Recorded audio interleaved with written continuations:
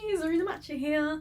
In my last two videos, I discussed my writing and publishing process for my debut young adult novel, Every Last Psycho.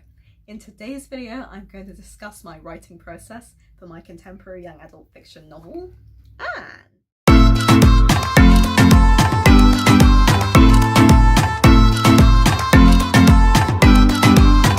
This video is going to delve into how I came up with Anne, as the story behind the story is a pretty interesting one. I was 9 and my mum and my brother were going somewhere. I have absolutely no idea where because I was 9. But I turned around and I saw this girl wearing a long black coat and she had a bun on the top of her head and cane rows. She looked very calm, very kind of solemn, and I kept envisioning her going to a funeral for some reason, I guess because she was wearing black.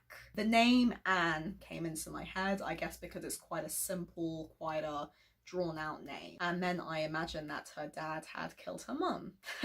Yeah, from murderous psychopaths to domestic violence, I clearly have a messed up imagination.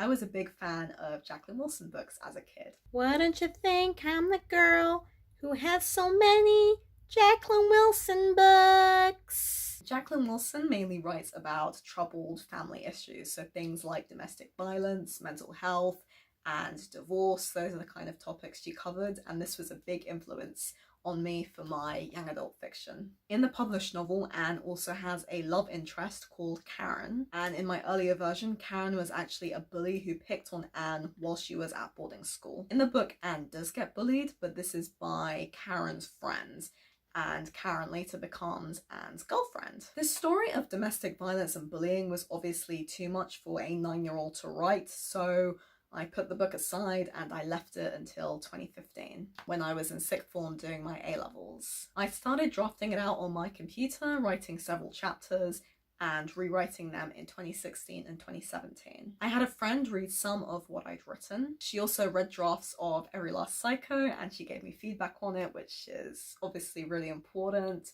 I actually dedicated Every Last Psycho to her. I didn't look at Anne for about a year and I came back to it in 2018 after publishing my poetry book, Art is a Waste of Time. I actually wrote a different book in 2018, which I'm hoping to get a literary agent for this year. I was originally going to publish that as a novella, but after getting some writing advice, I decided that it was best to just focus on contemporary realistic fiction, which is my favorite genre to read. So I looked over the 50,000 words that I initially had for Anne, I redrafted and added some more until I had an 85,000 word book.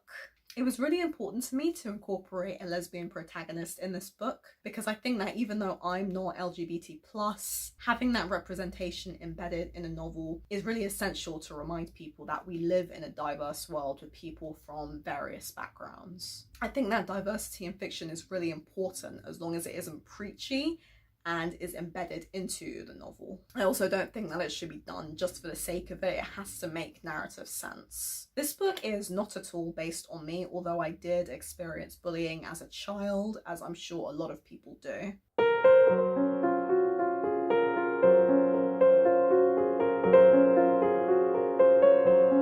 I think it's really important to highlight these kinds of stories, so if you want to check out Anne, please click the links below. In the next video, I'm going to be discussing the publishing process that I did for Anne during 2019, so stay tuned for that.